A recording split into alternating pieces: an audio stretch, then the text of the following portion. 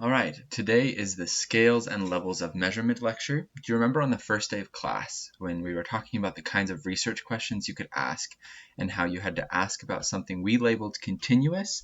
I bet most of you remember being very confused during that whole discussion. Well, today is the day that will all make sense. Let's start by building up some key ideas. Variables of data can be organized in 4 different ways.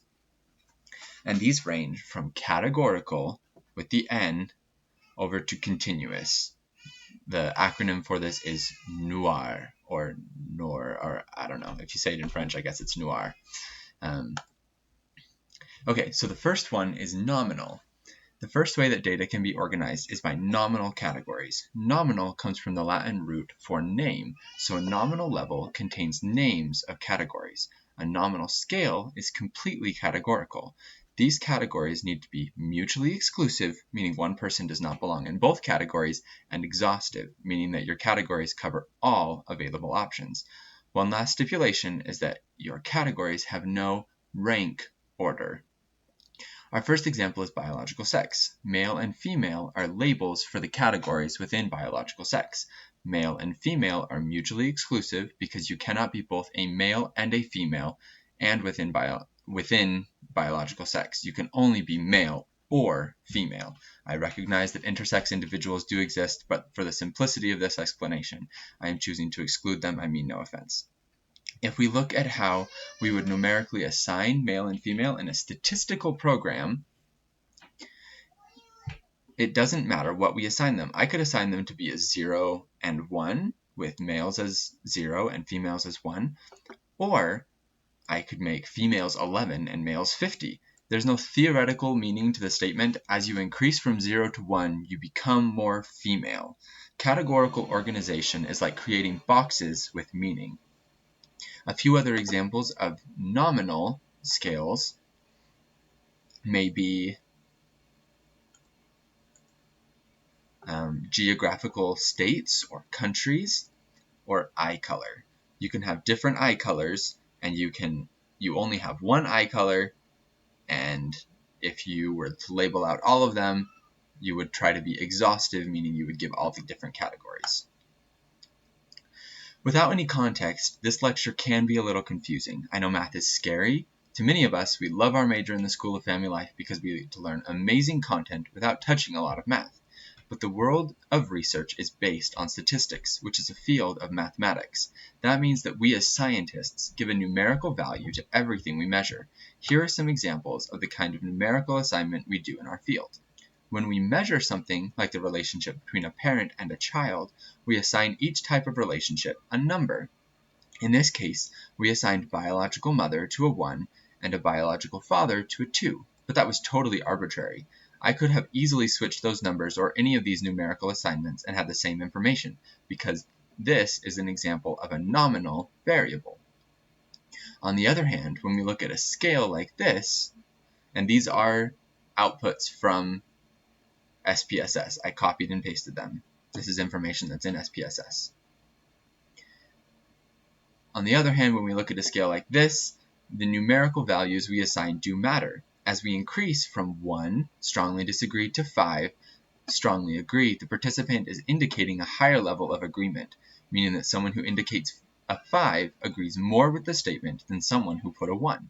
So a nominal variable, like the one on the left, is one in which the numerical order you give does not matter at all, like the biological mother and father example. The disagree scale is an example of an ordinal scale. An ordinal scale of measurement is also a categorical level of measurement, but the order matters. So I'm still creating boxes, but the order of the boxes has some conceptual meaning. Sometimes we talk about ordinal scales as a ranking. You can use general words like bigger, smaller, faster, slower, but there is no consistent distance or interval between those categories.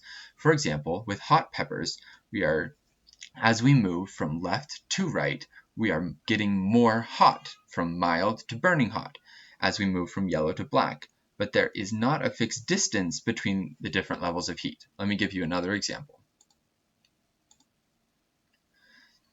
Here's another example If you are first, you get placed in the first box in a race. If you finish the race second, you are placed in the second box. The interval between you and the first player doesn't matter. You could be 1 millisecond or 5 minutes, and you will still get second if you finish in second place. Same with third place. You are ordered, but there is no set interval between your time and the time of the person who won second place. This is another example of an ordinal scale and could be viewed as the bread and butter of social science research. Survey research, at least. A Likert scale is an ordinal scale that participants answer about their agreement or the frequency of some activity. We will talk more about this when we start creating our surveys for this class. The confusion that happened on the first day of class about continuous versus categorical arose from this assumption that we as social science researchers make.